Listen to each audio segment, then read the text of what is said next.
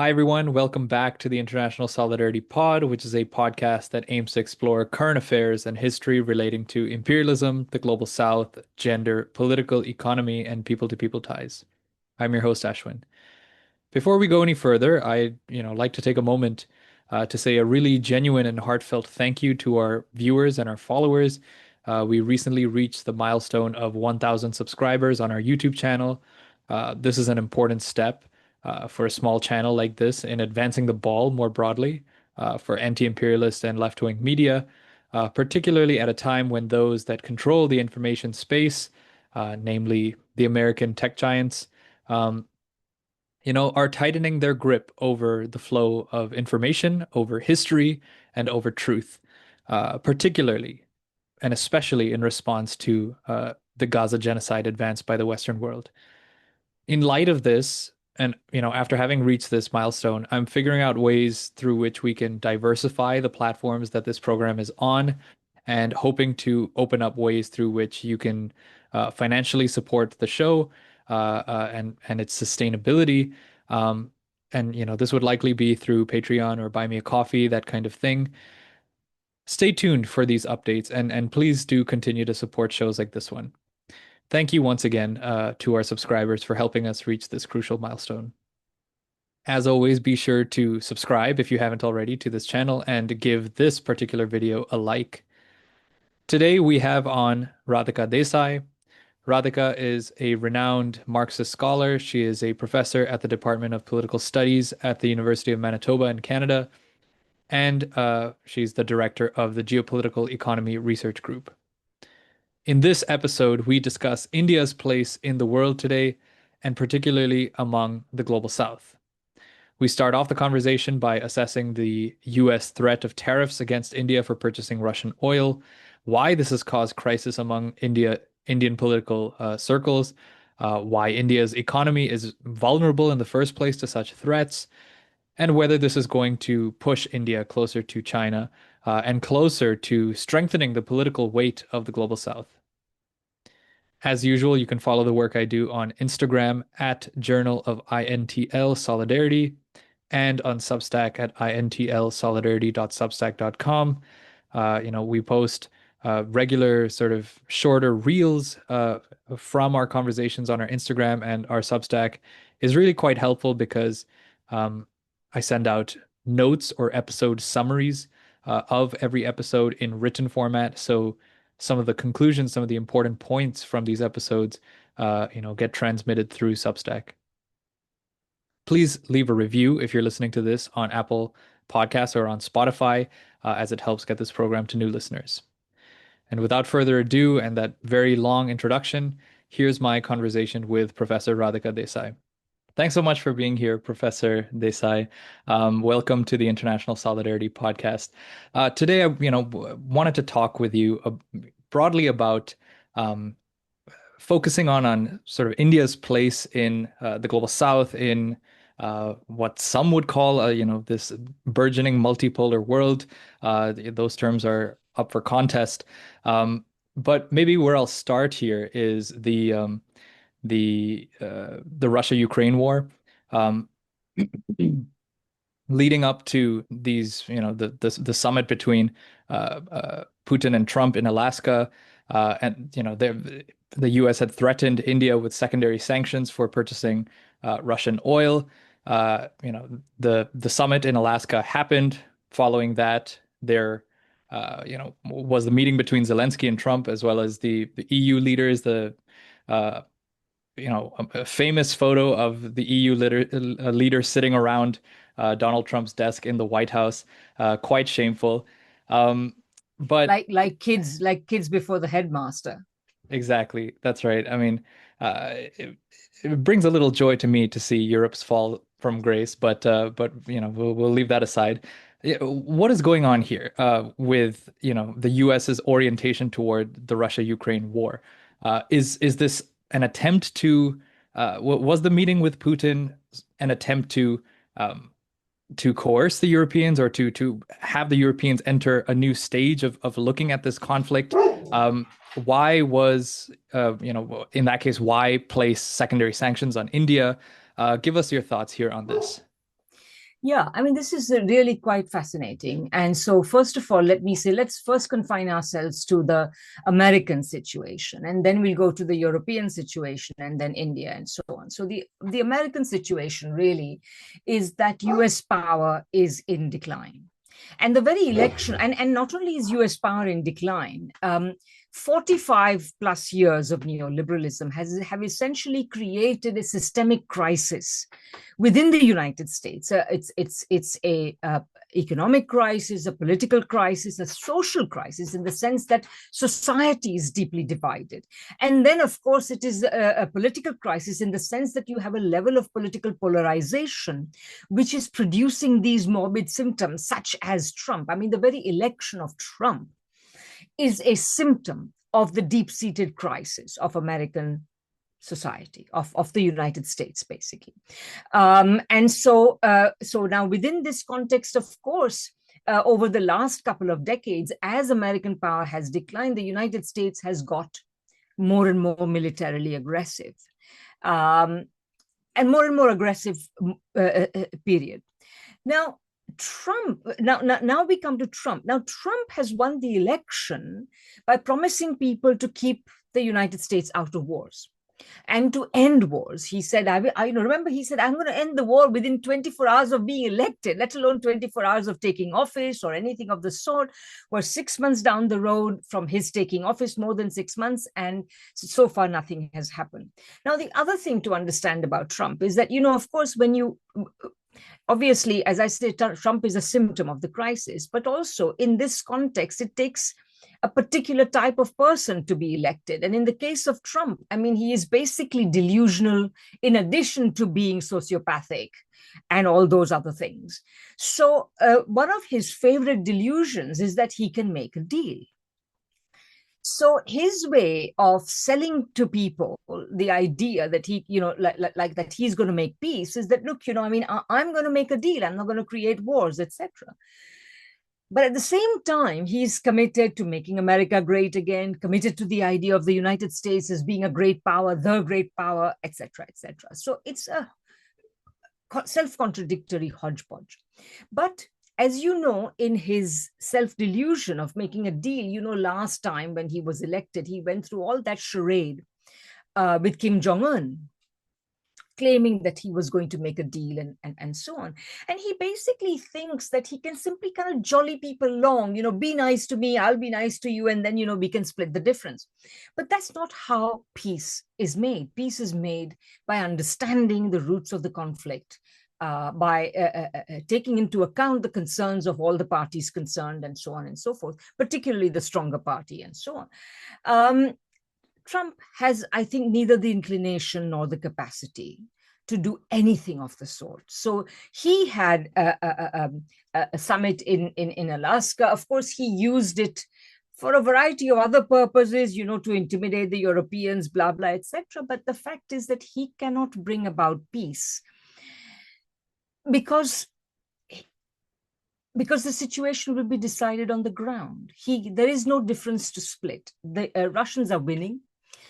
Since they are winning, they have absolutely no interest, apart from making some side compromises, some fringe compromises. They have no interest in making a compromise. And plus, they know that this is an existential situation for them. If they should they should give NATO any ground, and that is who they are fighting, then that NATO will be encouraged. And as you know, Trump has also, after saying that he doesn't wish to fight, etc., he has essentially opened another front of to irritate Russia, to harass Russia, which is the whole Azerbaijan, the Trump highway that they are building in Nagorno-Karabakh, and so on and so forth. So I mean, so that's the situation vis-a-vis Ukraine. As far as the Europeans are concerned, I mean, I think I have come to believe that the Europeans need to at least appear to be at war. It has become systemically necessary for them, for the established political elites of Europe who are in power today. They need to be able to raise the bogey of Russia in order to keep power, in order to keep their troops behind them, in order to keep some semblance of unity within their extremely ramshackle coalitions, and in order to intimidate and suppress the opposition. So, because, as you know, across Europe, the legitimacy of these powers is getting narrower and narrower. And the function of the war is simply to inaugurate yet another phase of neoliberalism. Now, on the face of it, this will not look like what most people take to be neoliberalism, because most people associate neoliberalism with free markets. And we are now entering a phase in which the state will play an ever bigger role. Defense spending is going to play an ever bigger role. But neoliberalism was never about free markets and free trade. It was always about preserving capitalist class power. And by continuing to suppress the working class, suppress progressive forces, by continuing to support various capitalist corporations under the guise of producing military equipment or providing other essential services, whether military or civilian, but services to the state. In my recent book, Capitalism, Coronavirus, and War, I call it pseudo-civic neoliberalism, that, the state will essentially give corporations lots and lots of money so that they appear to produce the things that people need, whether it is defense equipment or pharmaceuticals or what have you. And of course, while these capitalist classes pocket all this money, the quantity and quality of the goods and services they produce will continue deteriorating. As you know, the United States spends $1 trillion a year on its military, but they are not capable of producing enough equipment to keep even Ukraine supplied, let alone to do anything more serious. So this is the kind of situation that we're in. So that's how I read the situation. Now, as far as India is concerned, it seems to me that first of all, well, India has been slapped with a lot of times. I think, look, Trump is very unpredictable, and tomorrow he may turn around and say Narendra Modi is my best friend and whatever. But at the moment, Narendra Modi is definitely not Trump's best friend. So, but the fact is that if you look at the overall picture of what has happened with tariffs, Trump has either come and made deals with, or is still trying to make, as with China, trying to make deals with the people who matter the most. At the end of the day, while the trade with the United States may matter to some extent to India, it is minuscule for the United States. So he is able to harass India, impose these tariffs, call it a stagnant, what is it, dead economy, etc., etc. Fine, who cares? Plus, clearly, his self-image of a peacemaker, as you know, was very badly dented when the Indian side did not acknowledge that he had played a role, or did not go along with the charade that he had played a role. Of course, Trump had not played any role in bringing about peace. The only thing that brought the ceasefire around very quickly was the fact that the Pakistanis were able to down so many, 5, 7 Indian jets, Western-made Indian jets, with Chinese-made Pakistani equipment. So whatever you may say, the round has gone to Pakistan. The Indian side will not admit it. The Western side will not admit it. Trump wants to then say that, I made the peace. And of course, Modi cannot afford, no matter how much the Indians love the Americans. And I think India is one of the Indian middle class, at least until recently, was one of the few large sections of the world's population that was in love with the United States. But now that will change also. I think, given the way Trump has behaved, that may also change. We don't know. But the main point, I think, here is that Trump can afford to harass India. It doesn't cost him anything very much. And also, at the end of the day, the damage to India, of course, is great immediately. All those diamond cutters in Surat and the textile workers all over the country will be losing their jobs if these companies start producing. And already we are reading reports that they have stopped producing theirs, etc. But so they will definitely be hurt. But the fact is the Indian economy is in pretty poor shape. And that's something else we can discuss. I mean, you read this headline stories about how Indian economy is the fastest growing large economy in the world. This is a manufactured statistic. and the reality of the Indian economy is extremely dire. Just today, or rather a couple of weeks ago, in the last but one frontline, there were some very interesting stories about the shape of the Indian economy. And Ashoka Modi, who has been writing some good things. I mean, he's not a great radical, but his heart bleeds for India.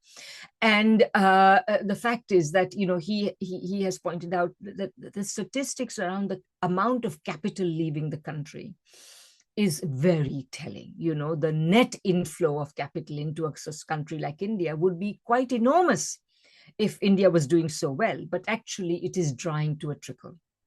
So there we have it. Thank you for that. Maybe I want to, jump back a little bit and discuss why these potential secondary sanctions against India by the United States are so threatening. Why, India relies on Russian oil. It's important, for its economy. Give us sort of a sense of India's political economy more broadly, why this would hurt. There's the other issue, right, of 60% of the Indian economy has sort of an agricultural basis. Can you give us a broader picture of what India's political economy looks like, and then why these pressure points being applied hurt India? Well, I think that India has been importing Russian oil, although India has also been careful of complying with the sanctions regime. But within the permitted sanctions regime, or let me rephrase that, within the realm of what the sanctions regime permits, India has indeed been importing a lot of oil. And I should add that when the Ukraine war began and when the West started imposing these oil sanctions, they made a very conscious decision that they were not going to say we are going to sanction all of Russian oil. Remember, a considerable amount of Russian oil is still flowing to Europe itself. But I don't know the exact figures. You can check it out, but it's still there. But the idea was that they should, by sanctioning Russia, if you say nobody should buy oil from Russia, and if people actually complied, then there would be a serious dearth of oil supply on world markets, and that would send the price of oil shooting up. And of course, when the price of oil shoots up, the dollar goes down. So this would actually, be cutting the branch on which you are sitting as far as the United States is concerned. So actually, people like Janet Yellen and others were quite conscious that they were going to permit Russian oil to stay on the market, but reduce the price of oil. So they had a cap on the price of oil, and that people could buy Russian oil. And so that was what India was doing. And in the process, two things were important as far as the Indian government is concerned, as far as the Modi government is concerned. Number one, of course, India is a hugely oil importing economy, and the price of oil directly affects the prices of practically everything. And India would have had a much higher rate of inflation. It's already suffering from a considerably high rate of inflation, but it would have had a much higher rate of inflation had the price of oil gone up. So the fact that it was able to purchase cheap oil from Russia makes a big difference to the inflation situation in India, which is very politically sensitive, you must know. The second thing, of course, is that, as far as I'm concerned, you asked about the economy and how it's doing. And obviously, this gives rise to the matter of the government's economic policy. And I have long said that the Modi government has a one-point economic policy. Do what the biggest corporates want it to do. That's what they just comply with what the Adanis and the Ambanis want the government to do. And even the second tier big business don't matter, as far as they're concerned. So, and these people, do complain and so on. So now what we've heard is that the Ambani family is in the forefront of those who are buying this cheap oil, refining it, and then, selling oil further down. So they are making money hand over fist. What about the Indian economy? Well, the Indian economy, because we have had a government for the last 11 years, whose one-point economic program is to do what the corporate capitalist classes want, we have had an economy in which if you are one of the, let's say 5%, Some people say it's even lower. Like Radhika, 5% is exaggerating it. It can't be more than 1 or 2%. But whatever, if you are in the top sliver of the well-to-do in India, you've never had it so good. Yeah, you are India these days, when I go to India, it's like, the highways look amazing, silky smooth highways and fancy gleaming new airports nearly everywhere. Of course, the fact that they are half empty doesn't matter, so long as they're nice and gleaming and so on. So that's great, but India has become an extremely unequal economy. And on top of that, as you know, the Modi government imposed at least 3 completely gratuitous shocks on the Indian economy. The first was demonetization. The second was the COVID lockdowns before COVID had made a substantial appearance in India. And the third was this GST, which has put so many small business people out of business because they don't have the capacity to produce the paperwork. As you know, so many small businesses are just mom and pop operations. They operate, really without hardly any paperwork. Many of these people may not even have bank accounts, who knows. Anyway, so all of this has actually done a lot of harm to the Indian economy. But does Modi care? Of course he doesn't, because he lives in a world in which for 2 elections in a row, he was sufficiently bankrolled by the capitalist class, in good part thanks to by the second election and the third election, thanks to the electoral bond scheme, which is a complete so all he has to do is keep up this rhetoric and this appearance, put on fancy clothes. As you know, he has this self-image. He's always piffily dressed, and dressed for the occasion and blah blah and so on. And this is all he has to do. I mean, I don't think that man has 2 brain cells to rub together. I'm sorry to tell you, but all he cares about, and so on the one hand, he wants to appear as though he's a Vishwa Guru, and then he says completely crappy things like, we had, the fact that Ganesha is one of our gods shows that we had plastic surgery back in the Vedic era. I mean, how can you even put these things together? I have just no idea. Anyway, so you have a government that is completely economically illiterate. It only knows whose its very small circle of friends are.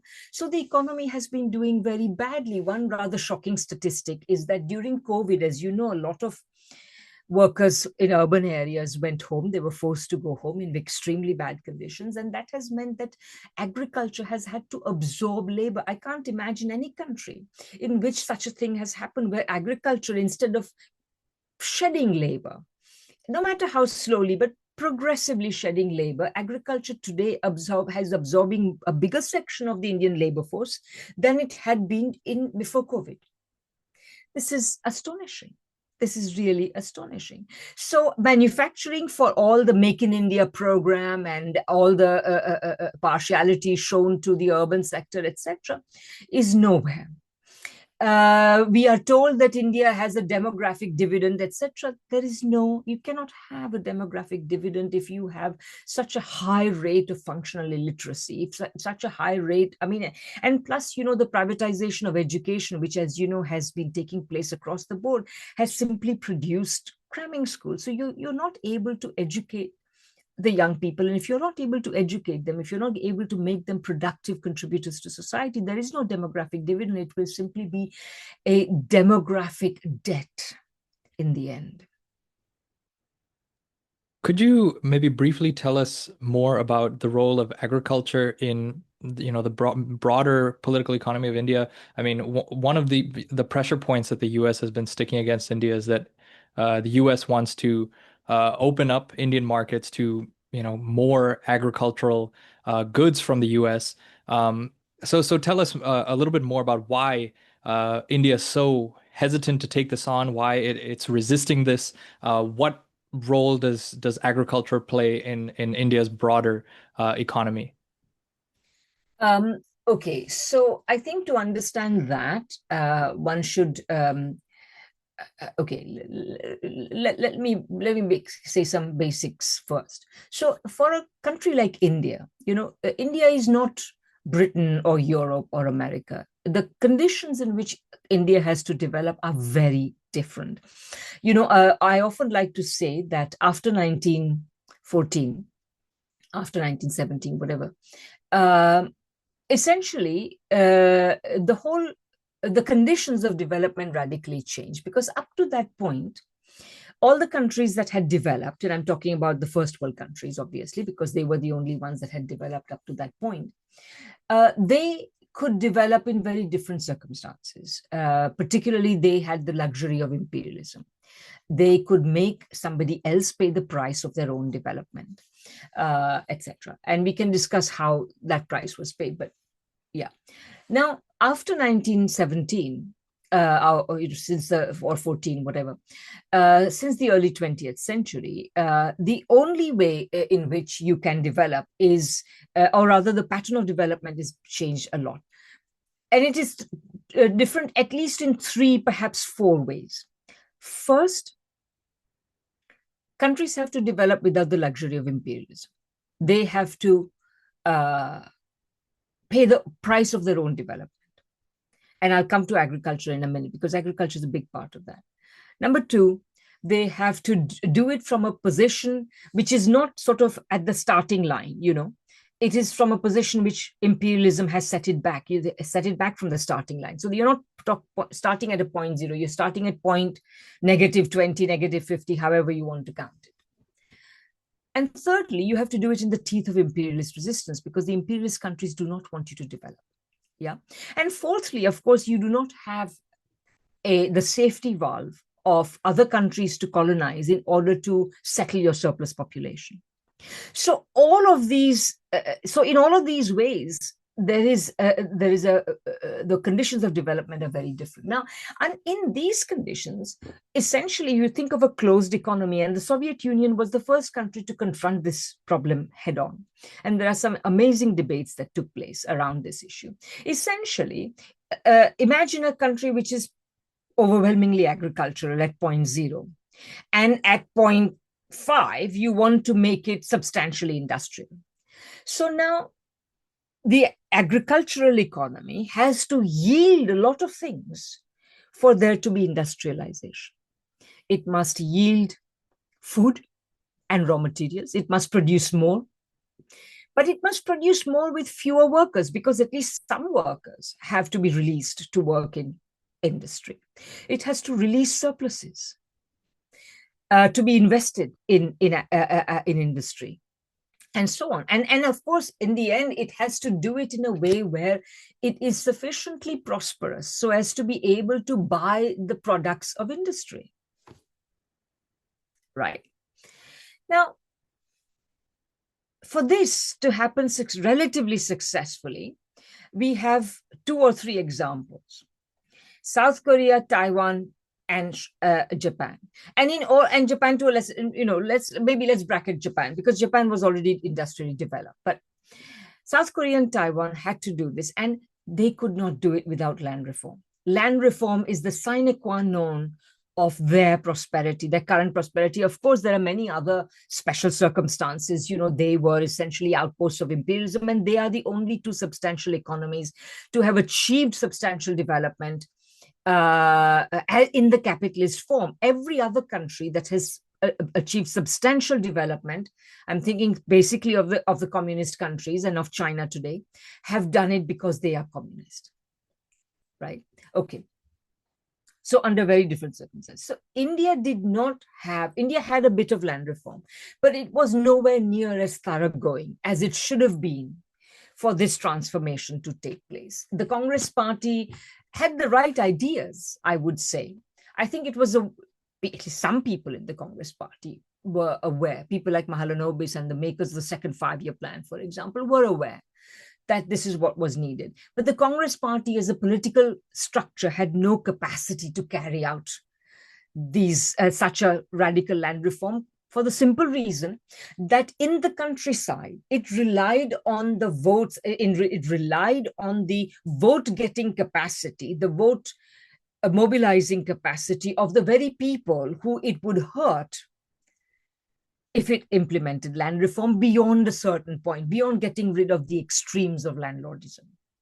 So, and here I'm talking about the dominant castes and so essentially what we may call the non-Savarna landowning castes. Sometimes also, I mean, these definitions differ, but what Srinivas called the dominant caste, by which he did not mean the Savarnas.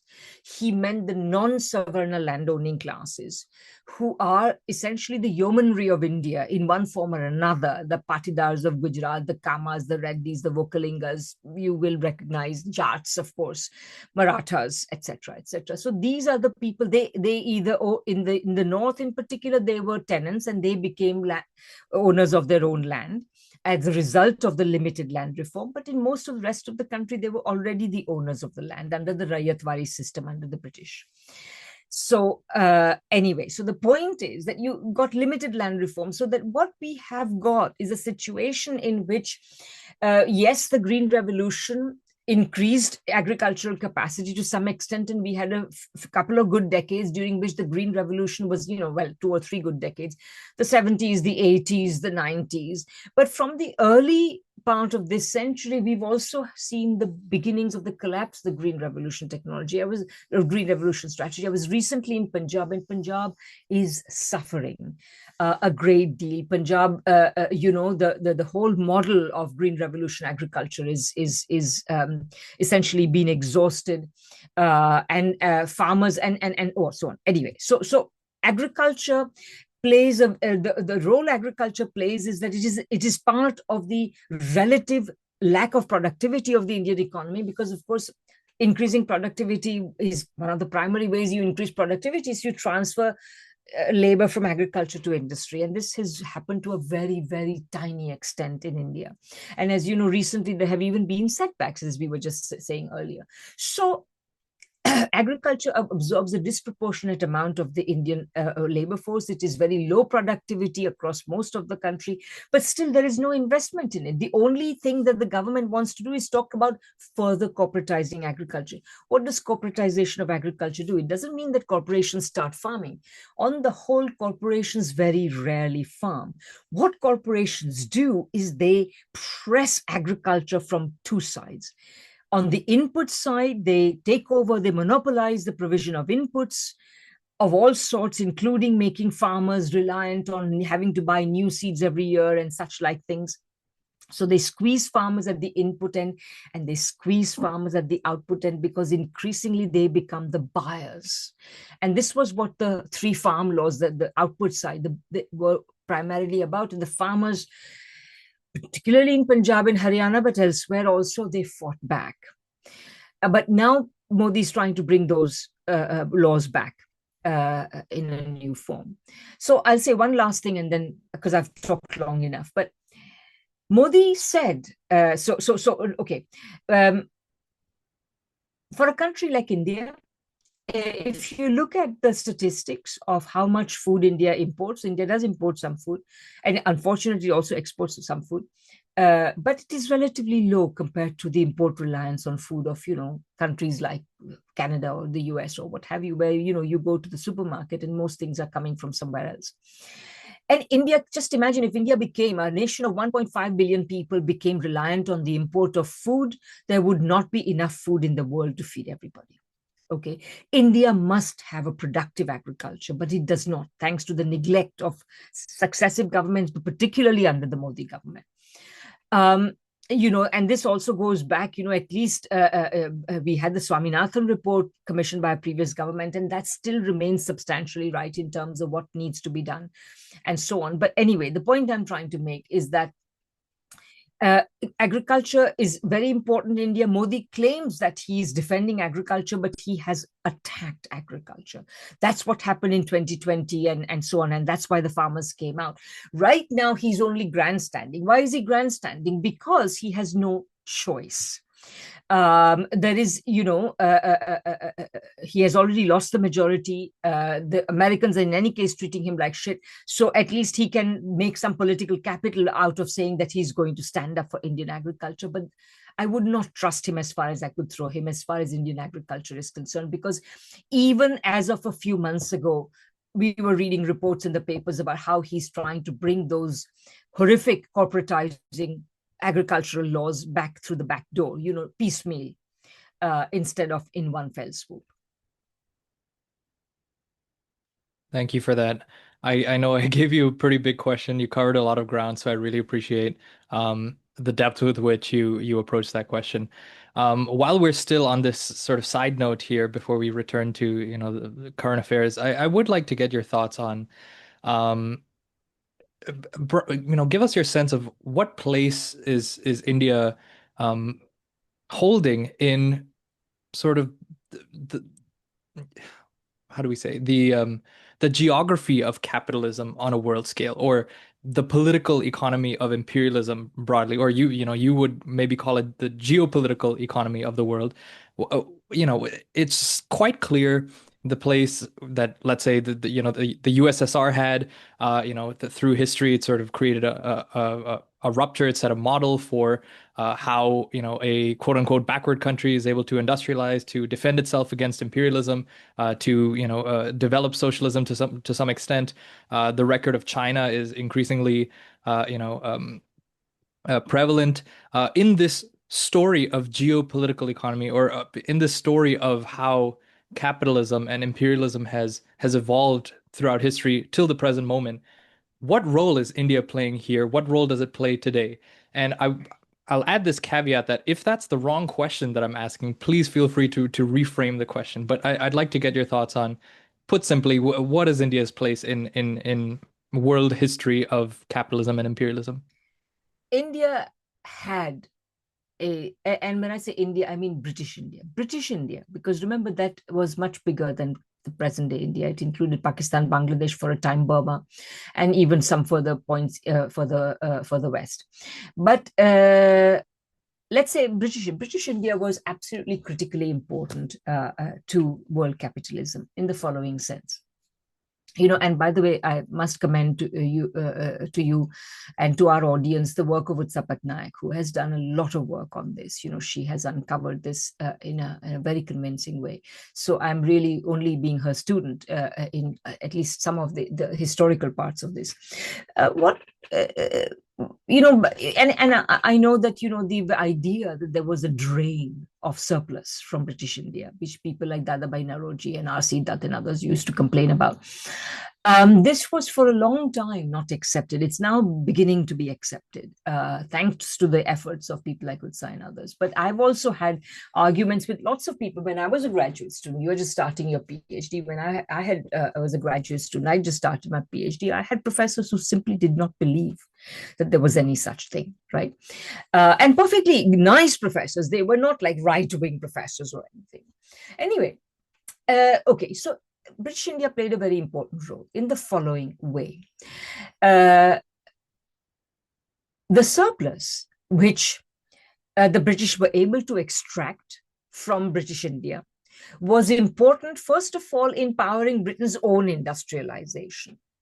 Because without these surpluses, the level of investment that Britain would have been able to cobble together would not have been enough, to use Utsa Patnaik's terms, would not have been enough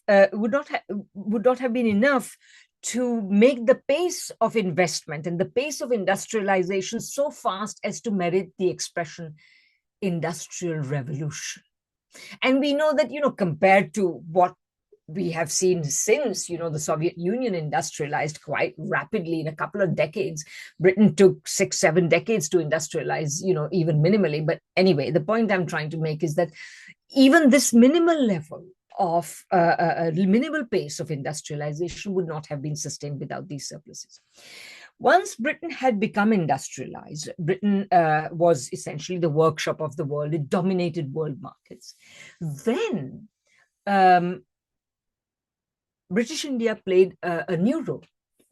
The surplus that was now extracted from India was exported as capital to Europe and to Britain's settler colonies, including the ex-settler colony of the United States. And that is why the industrialization of these parts of the world, of continental Europe, of North America, of the Antipodes, Australia, New Zealand, etc., was the fastest during this period. And also, this allowed Britain to operate the gold standard. The gold standard operated because Britain was able to export capital. So it appropriated surpluses of India in a variety of different ways. It appropriated India's export revenues, it appropriated taxes, it appropriated other things, all these things. Anyway, it claimed gifts that India had not voluntarily given to the British. Anyway, and so this became the famous capital exports of the UK to the rest of the world. And and I guess I'll just say one other thing on this particular phase, which is that in Keynes's first book in 1913 was called Indian Currency and Finance, and Keynes had never been to India, but he came second in the exams, in the college exams. So the person who came first was given the job in the treasury, and he came second, so he went to the India office. This was the established practice. So the first and the runner-up went to these two positions. Anyway, so Keynes went to the India office, and there he learned a lot about how this system of extraction worked. And Indian Currency and Finance is a kind of love letter to the mechanisms through which the transfer of surplus was effected. And people say that Indian Currency and Finance is the best primer on the working of the gold standard. But nobody turns around and asks, why is a book on Indian currency and finance the primer on the gold standard? Because without British India, the gold standard could not have functioned. The rest of the world may have provided other, supplementary finances for the contributed, Africa, Caribbean, etc. But British India was it. Well, that's why it was the jewel in the crown. It had nothing to do with things like the Kohinoor and everything to do with the surplus that was extracted on the backs of Indian peasants, essentially. So at one point in time, India could not have been more important. But precisely because of the impoverished position in which the British left India. And I have to say that, I saw it a while back, just 2 or 3 couple of months ago, and I mentioned to her, that this is a thought that has been nagging at me for some time now. Of all the countries, recently I was in Seoul, and they celebrated the victory against Japan, National Liberation Day of Korea, and so on. But, the Koreans were colonized for a few decades.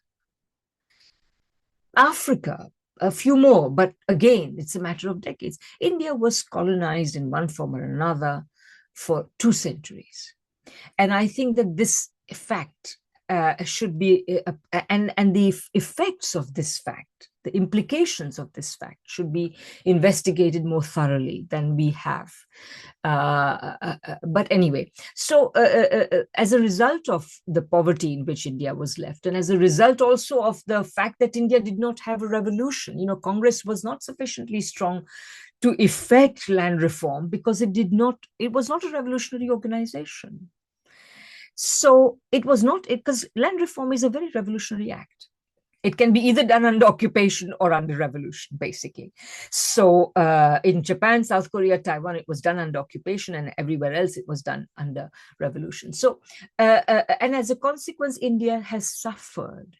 India has suffered from an extremely weak economy. And of course, in the neoliberal era, the rollback of the role of the state in industrializing India has actually meant that we have done a lot worse than before. The only people who have benefited from this are the middle classes. And by the way, in Modi's India, I would say that even the middle classes are now suffering. And that's partly why Modi lost his majority. But anyway, so I would say that, so today, India's role in the world economy, to come back to your essential question, is marginal. 1.5 billion people out of some 9 billion are effectively left in a trap, which is of poverty and of relative irrelevance. That's why Trump can afford to insult India, to back as many tariffs as you want, because what does the United States care? Whereas it's going to treat China with kid gloves, because the US relies on China's imports in ways that it simply does not. If you had the same level of tariffs on China as you do on Indian products, the level of inflation in the United States would be intolerable, right? So we will see how all this unfolds. For now, what Trump has done is that he has ensured that this 90-day extension that he has given for Chinese for negotiating a deal with China, and there may be further extension, but at least he has secured Christmas. I read in the Financial Times that Temu is once again being allowed to ship products worth less than some $900, tariff-free, etc., etc. So there you have it. So I would say that India has dreamed of playing a much bigger role. But if you look at statistics of India's share of world exports and imports, let alone anything else, it is minuscule. So. Thank you.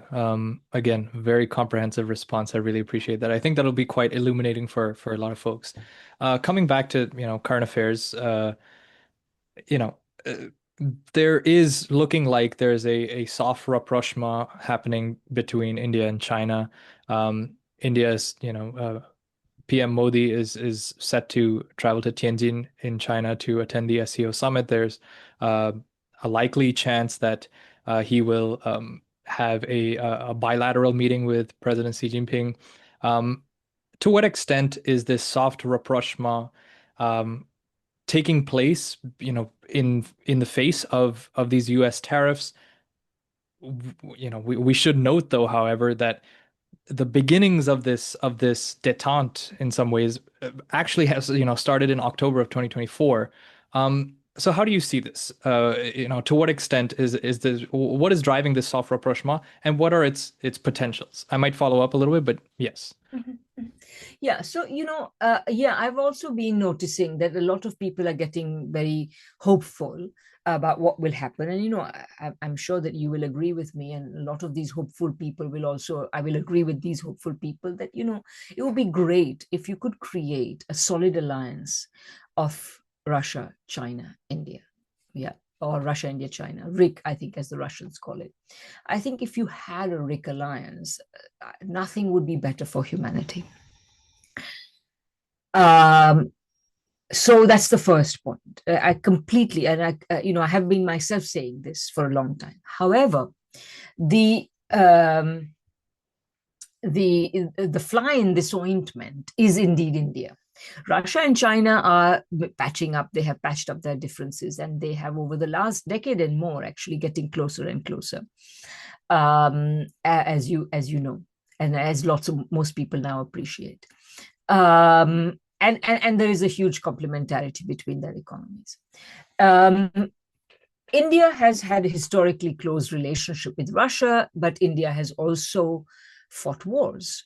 And I think partly because, in my humble opinion, from what my understanding as far as it goes, because Nehru seriously miscalculated. I do believe he genuinely wished to befriend China.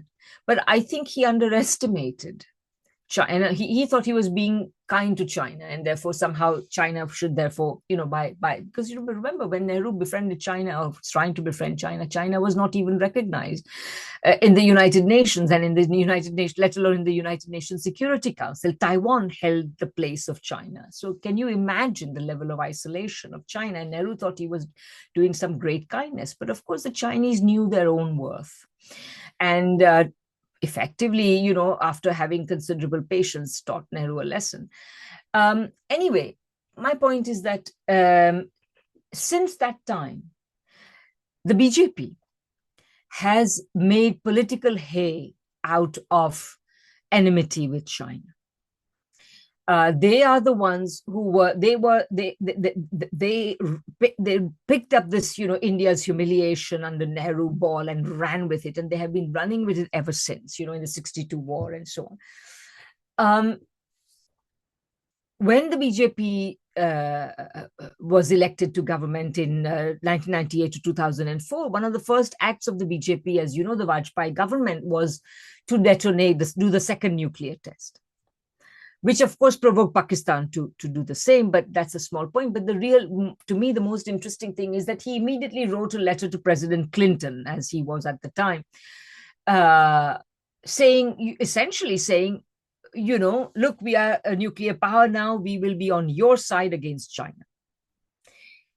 Between that government and the Modi government, we had the UPA-led government. And from what, again, I understand, there were important improvements in India's relationship with China, although the UPA government's fault is that it never articulated a new approach to China more openly, to create the consent for it, so that ideologically it has left the BJP in command of the field of relations with China, which then leads with hostility. And of course, under Modi, the relations with China have deteriorated. Now, in this context, I would say that so that's now Modi is going to Tianjin. Modi is attending the SCO summit, but at least so far, what I've read, he is not staying for the celebrations that will then take place to celebrate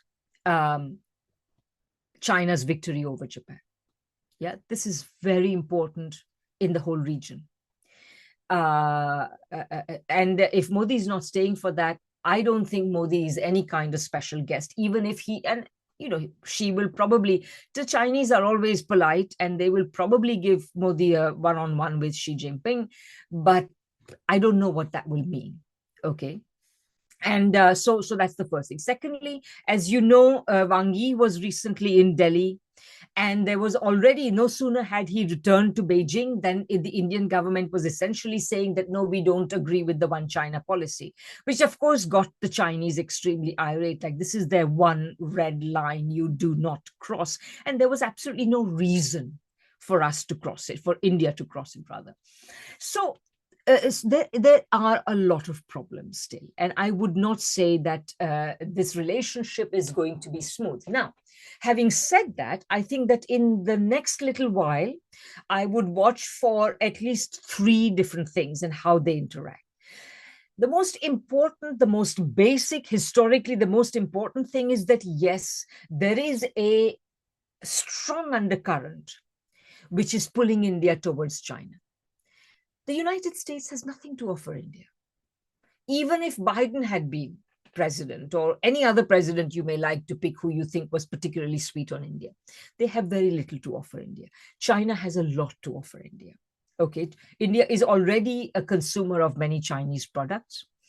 I know anecdotally that a lot of small business people are actually importing not just raw materials and so on, but machinery from China. Right? They're importing capital goods from China because they are better, they're cheaper. It's a no-brainer. So I would say that, but of course, the Modi government does not run the economy for even the capitalist class as a whole, only for a tiny top sliver of the capitalist class. So, and I would say that too many sections of the Indian capitalist class are still too wedded to the West, and particularly to the dollar system, because that's where they hide their money. Part of the reason why capital is leaving India is not because, I don't know, multinationals are withdrawing, although they probably are too, but Indians are taking their money abroad. So they are too tight. So to me, I think that there will be a substantial section of the upper sections of the bourgeoisie, of the capitalist class, corporate capitalist class, that will pull still in the direction of the West. They are the reason why Modi is not openly criticizing the Trump administration, even though the Trump administration is treating India like shit. They are not standing up. At least Lula is standing up and trading insult for insult, but Modi is not. So there will be that. And I would say, finally, I think that, for Modi and the whole Sangh Parivar, etc., which has, fed at the trough of anti-Chinese thinking and anti-communist thinking, of course, it will be difficult for them to absorb. But nevertheless, so what the image I have in my mind is that India is going to be pulled kicking and screaming towards China. It's not going to go there happily. It's not going to go there smoothly. I wouldn't expect any fireworks after Tianjin. Okay. I guess my penultimate question here. Um, we've covered a lot of ground. You talked about India's essentially underdevelopment intentional underdevelopment by the West.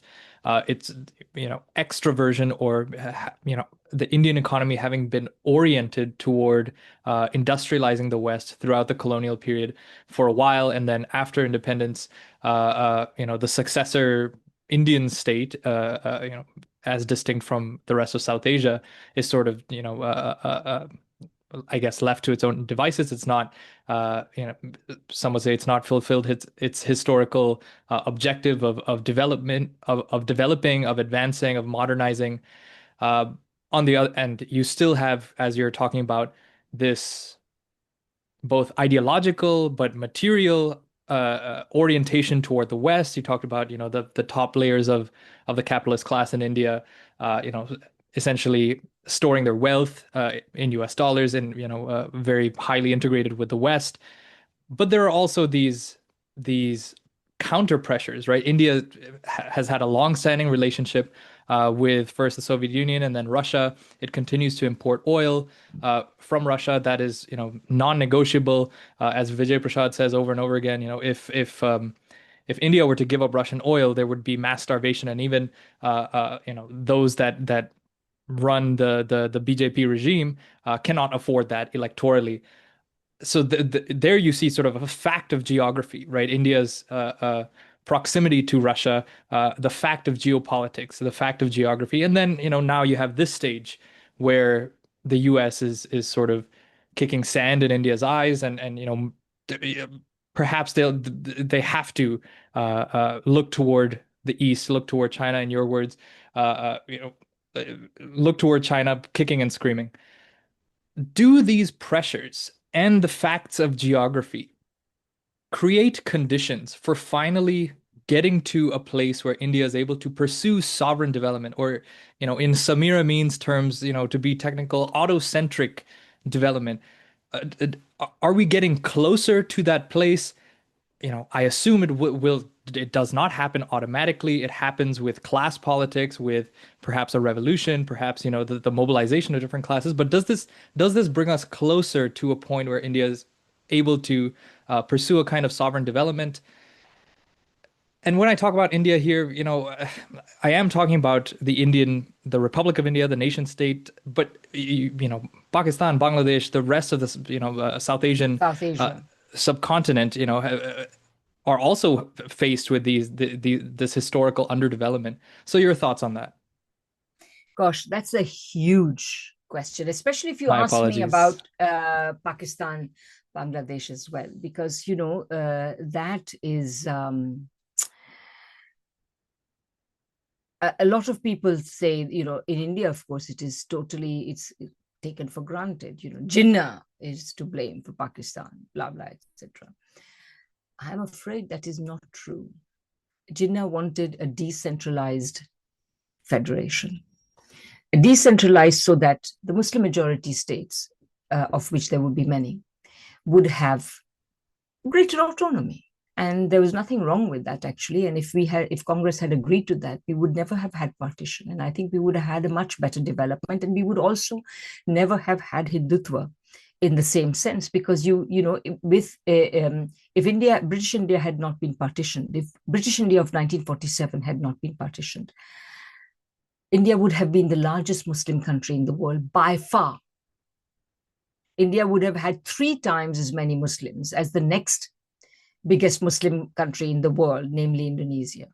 Just imagine that. There would be no way that Hindutva would have been possible in that society.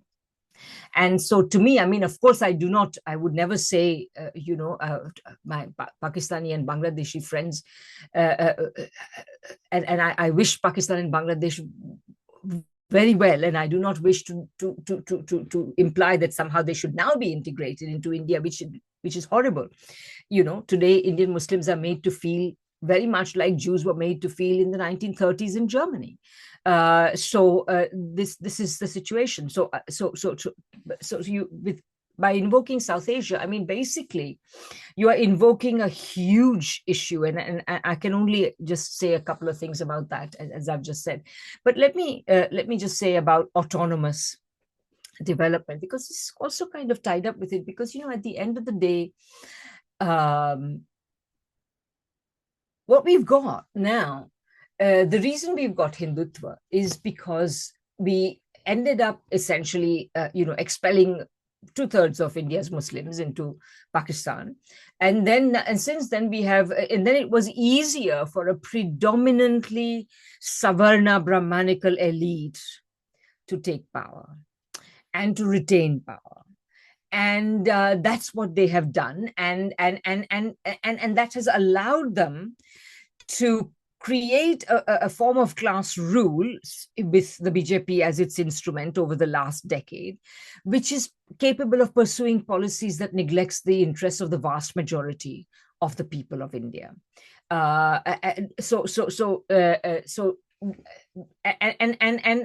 Until this very moment, when Trump has essentially, slapped India into waking up, rather, I should say, India's ruling elites into waking up and realizing that they haven't got a friend. And by the way, this has happened not because Trump is Trump and he has done it willfully. Remember what I said at the beginning. The United States itself is in a deep crisis, and Trump is a symptom of that. The slap that India has been given is part of the symptom. So in a certain sense, this was already going to happen. So I would say that now, you see, like I say, when you said India, you slightly misphrased it. What I'm saying about the kicking and screaming part is that India will have to go towards China. But India will go towards China, but it will do it kicking and screaming. That's what I'm trying to say. So there is no, in a certain sense, think about it. The fact that the Americans are imposing these tariffs on India, it means that actually India, in any case, for India, the external trade is not so important. I think for the way India should develop is by expanding the productive capacity of Indians to fulfill their own needs. So you increase people's productive capacity, you make them more capable of both being agricultural workers or industrial workers or service workers or whatever. You increase their capacity to produce more efficiently by educating them, by investing in them in various ways. And then they will produce, and they will also be their own market, because a nation of 1.5 billion people cannot have an export-led growth strategy. Yeah. Even China's reliance on exports is often exaggerated. I mean, I think that, you can look at your own statistic, but I think it reached a peak in about between about 95 and 2005. But since then, China's reliance on exports has been declining. China has declared the so-called dual circulation strategy, which means that, we are going to expand our domestic market. And, why not? I mean, the whole point of development is to fulfill the needs of your own people. Export-led development only allows you to neglect the needs of your people, because they can be underpaid, they can be under-consuming.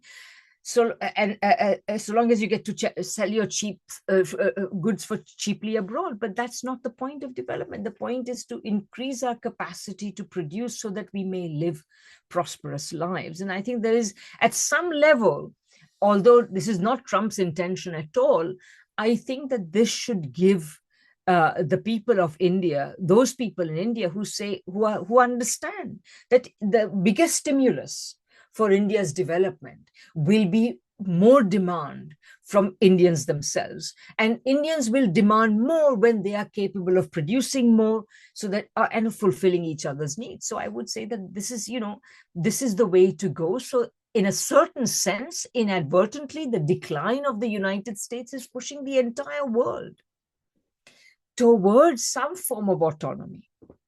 And India, in this context, it has many disadvantages. It has neglected the education of its people. It has neglected the productivity of its people for far too long. So all of these are disadvantages. But it has one advantage. It does not have a highly externalized economy. use it, use whatever advantages you've got. But I would say that the whole world will have to become because this idea that the United States is some kind of a market where, all the world's surplus goods should go. Well, first of all, why should the world have surplus goods? Aren't there enough people in the world who, in that part, rest of the world, the non-US part of the world, who need to increase their consumption? So why were we pursuing an export-led strategy in the first place vis-a-vis the United States? What happens with the United States is something very peculiar. Imagine this is money, and imagine this is a product. So we say to them, here, have our products, and here, have our money to buy our products with. That's what the world was doing with the United States. Like, why do it? Don't you have enough people who need to consume better? That's what the world, and I think, as I say, India has at least one advantage, though many disadvantages, in drawing this lesson. But I think it's about time we did. And it's about time that we need to go back to that dream of Nehruvian development, which was focused on the domestic market. All this idea that somehow India was going to be some kind of Singapore. I mean, Singapore has a few million people. India has, anyway, the point I'm trying to make. So, yeah. Thank you. Last question here, and we can make it quick. I've been getting into the habit of asking all, or particular guests of mine this question. Given, the history of the socialist or the communist movement, socialism, it's 1917 with the Russian Revolution was sort of a rupture, a real rupture in history. For the neglected parts of the world, for the quote unquote backward parts of the world, for the global South. Really this, the left reaching a high point in the 60s before counter-revolution, through the neoliberal period, this kind of thing. My question to you is, how do you see the horizon of socialism, of socialist politics today? I imagine how that is answered depends on whether you're taking a global North perspective or global South perspective. But you have experience, both coming from global South background, but being based in the global North. I think we share that. Give us your perspective on where is the socialist horizon today? Socialism is an irrepressible urge in the capitalist era. Simply because, like I said, after even before 1914, there were lots of parts of the world which were relatively egalitarian societies, which reacted to capitalism by trying to resist it, in various ways. But anyway, certainly as far as development and industrialization are concerned, as we've said a couple of times already, the only way for countries to develop in this develop in a way that is roughly comparable. And I underline roughly, because I don't think that countries who are developing now should try to imitate the North American lifestyle. I think it is not only very destructive, but it is also very meaningless and soulless. It doesn't actually create a better life. It may, people may have more things, but is that the purpose of life, or is it to develop the human individual as fully as possible, and develop human social relations as fully as possible? So the thing is that since 1914, essentially what has happened is that we know that the only way you can develop is through some kind of socialism. And it's those countries that have been socialist that have been able to develop more or less credibly.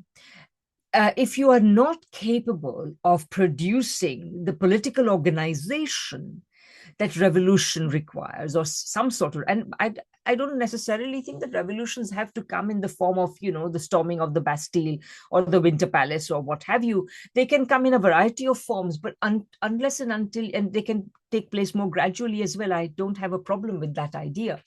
But there has to be people power. And I think that and I think there will be, because, what we are witnessing today is something quite remarkable. Even a decade ago, there was hardly a Marxist in the West to be found who would say that capitalism is exhausted.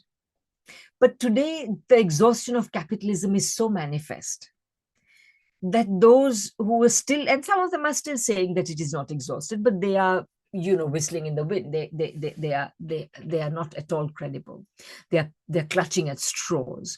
So we are witnessing, so if it is not the case that markets are magically going to create prosperity for all, if people finally understand that they're not going to create prosperity for all, then the only way to create prosperity is to plan it.